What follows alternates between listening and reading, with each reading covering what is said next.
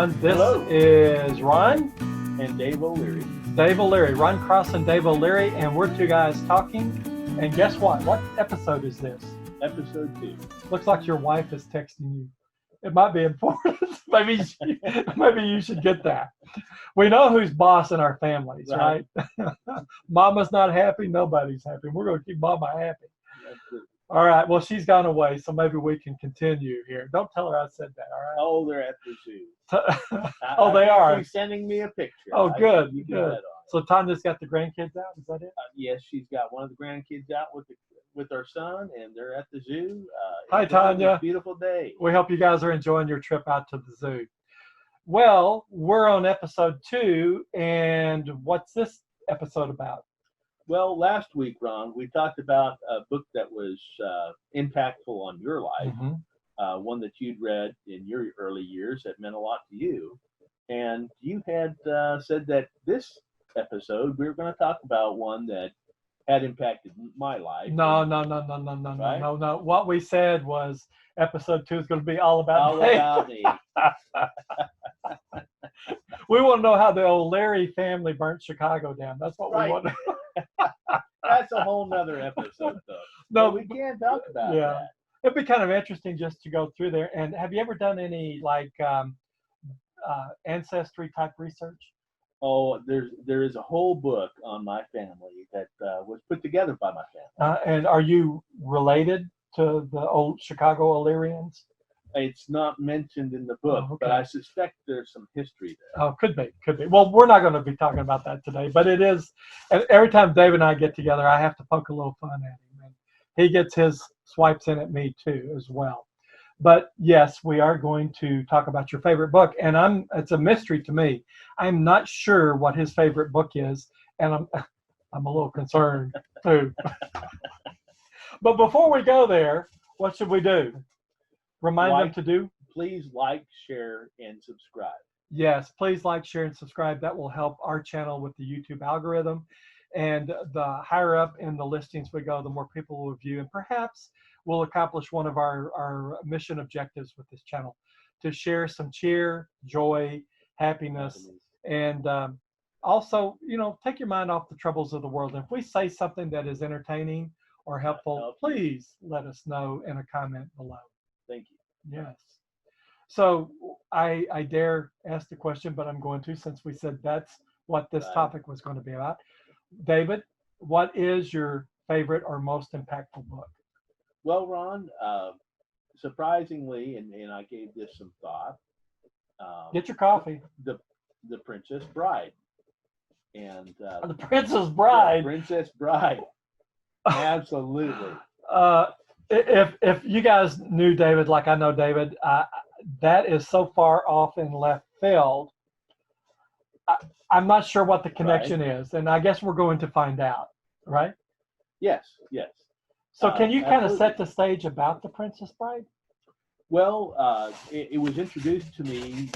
It was made into a movie many years ago, around the same time that I was taking fencing in college. And are we talking about? Yes, poking each other with swords. Actually, I'd say wires. Yes, they were like thin, long wires, and you would score points when you were able to touch the opponent before they touched you. So that was the connection there. The reason was it had been assigned to read and or watch for us as extra credit for our fencing class. Okay, now, as hard of a connection as I have in making The Princess Bride the book with you, I'm having even more difficulty because I haven't read the book. I'm confessing here, I know nothing about the book, but I'm having just the title. I'm having trouble connecting it to fencing. Well, you'll have to watch the movie, Mom. I guess I'm going to have to go get the video. Right. Yes. Right. Yeah. Okay. Because in the movie, it has extensive examples of fencing. Now, it's in the action of the storyline. Yes. Okay. Absolutely. All right. Throughout the movie. Okay. Which is why it was extra credit. Well, what time frame is this set? This was The storyline. around. Oh, the storyline. Yeah. What time frame is that set? The storyline it's kind of a fantasy, and it's set in medieval times, right? Yeah, We're just setting the time. Go ahead, Dave. I'm sorry. it's set in medieval times. So that the point of the story was this young man, Wesley, fell in love with a milkmaid, Buttercup, right? And the evil prince comes along. They fall for each other, but they don't really quite understand what they have with each other yet, and that's developed through the storyline. But it has to do with the young man and his wonderful ideals. He's very idealistic, and it's very romantic. It's a very romantic story. But she's spirited away to be married to the evil prince. He's not openly evil in that the people of the realm respect him, and but he has very bad ulterior motives in this, and he wants to steal her away for his own purposes, and not so much because he loves her, but because he wants to possess her. So David, I've got to ask you, and we can have a little confession time here, right? Right. Are you the evil prince, or are you the idealist? I was drawn to the book, and part of why it still sticks with me today is the idealistic portion. Okay, all right. I figured that was the answer. Right. That's the safe answer, at least. Right. So, can you tell me more about this? How the idealist, I can't even say the word. The idealist, the individual, the young man. What is he espousing as something that's important, and how does that play a role in his true love and I guess doing battle with the prince? I haven't read the book. Well, I suppose that the part that stuck with me the most was his a little quote of "as you wish," and that was showing his a token of his love to his intended, right, Buttercup. As you wish. Okay, As now you wish. I can go in many directions with that quote. What was the intent of the meaning? Well, the intent of the meaning was that he held her in such high regard that it was her will, right? As you wish. So this is like chivalry? Chivalry, chivalry. Yeah. Very chivalrous. Chivalrous. Chivalrous. Yeah, it's a new age. I can't spell the word. Right. Well, it's almost a forgotten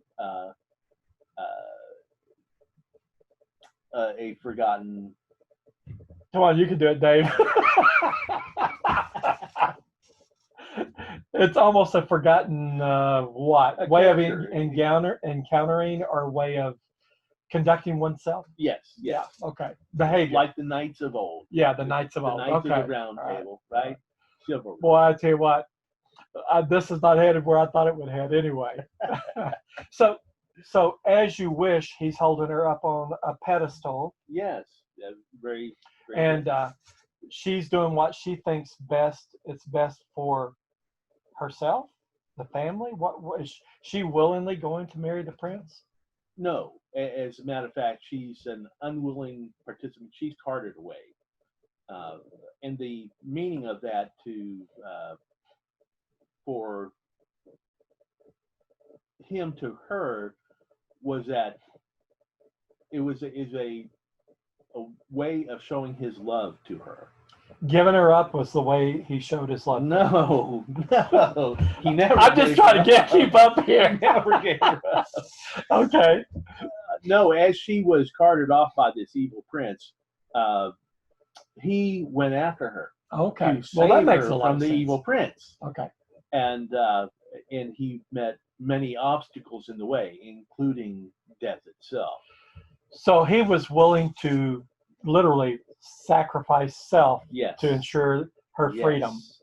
Sacrifice self-sacrifice. Absolutely. Okay. It's a good message. Yes. That we need to be more selfless than selfish. Right.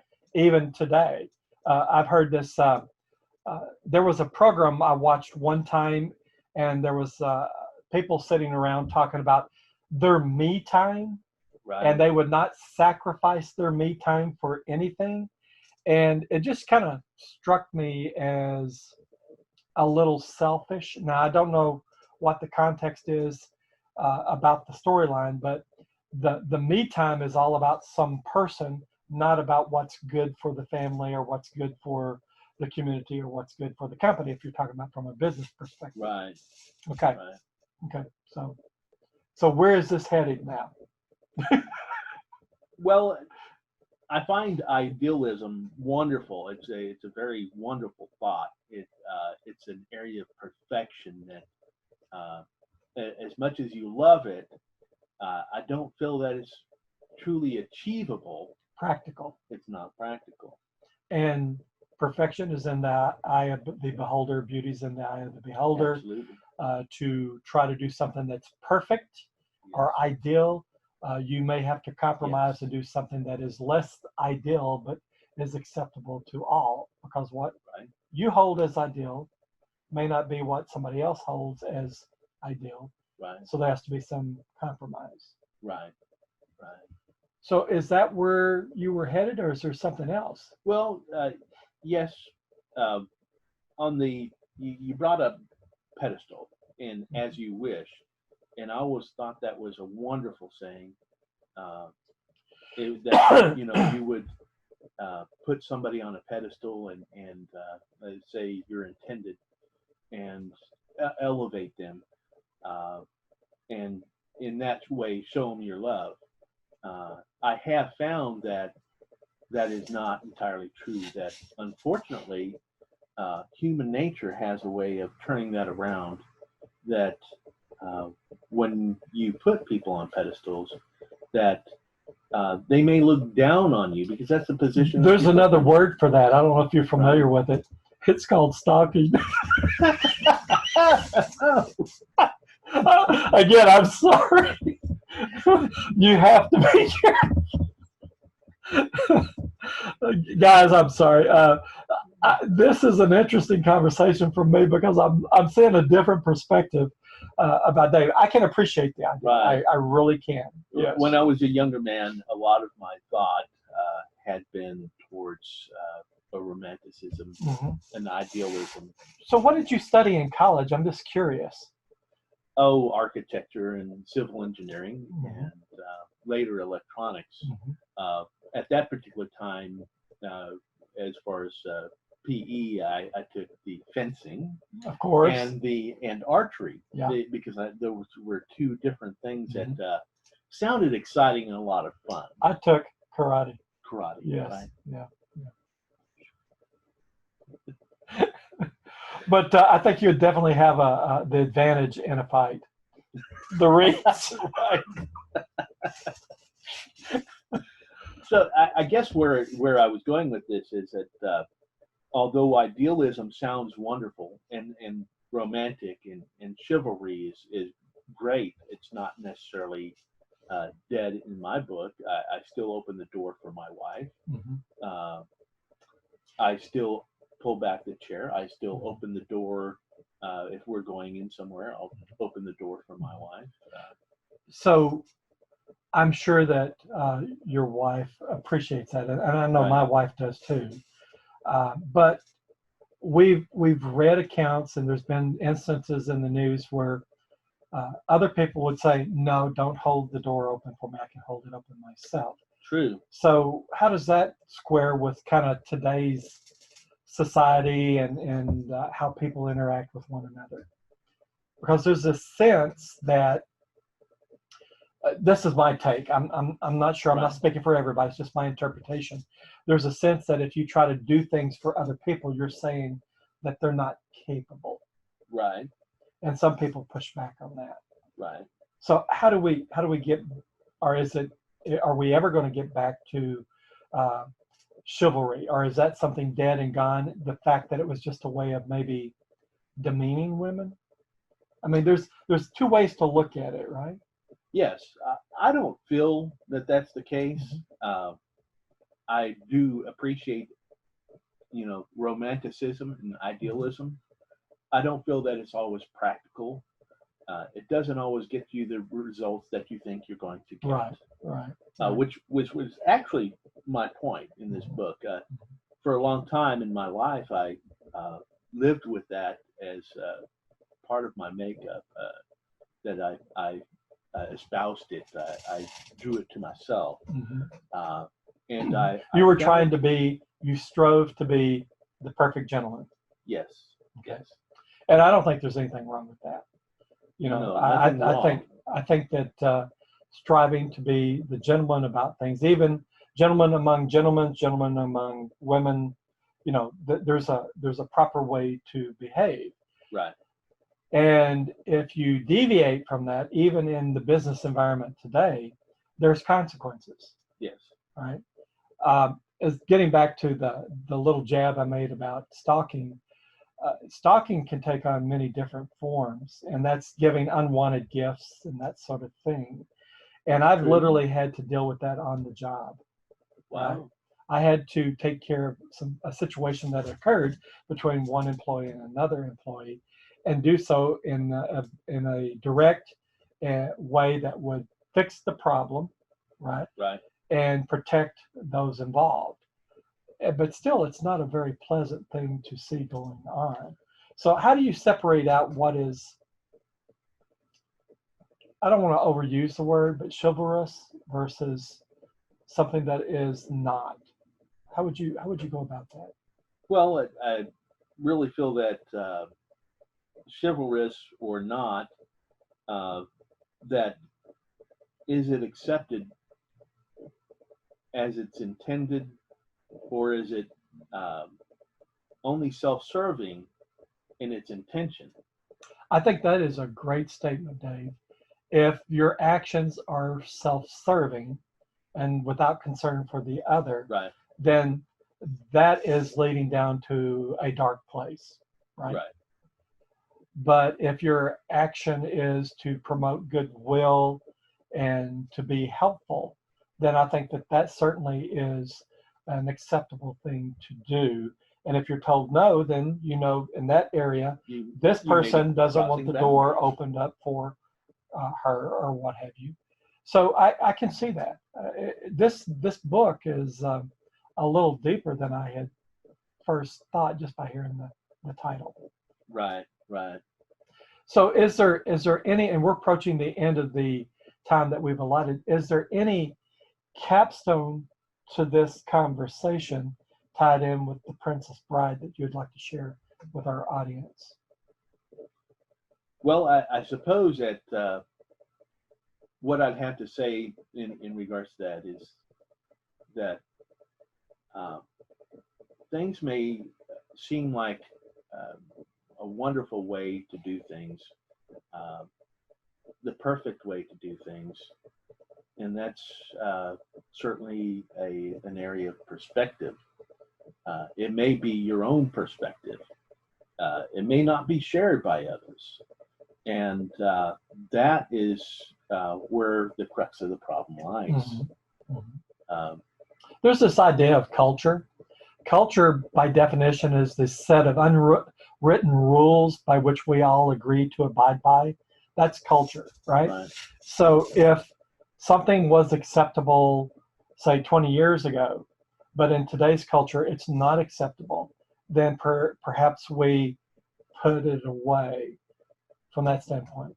But if you're striving to be the best person you can be, and you're doing some things that really are not working in a team environment in business, then perhaps you need to do a little bit of introspection and say, how do I need to change in order to better the team? What's my motivation? Actually, that should be the first thing. What is my motivation for doing this? Right. And if it is trying to be helpful, but it's not working out, then what's the definition of insanity? Doing the same thing over and over again. With expecting and different expecting results, right? And I think that's a very insightful thing to point to in terms of idealism.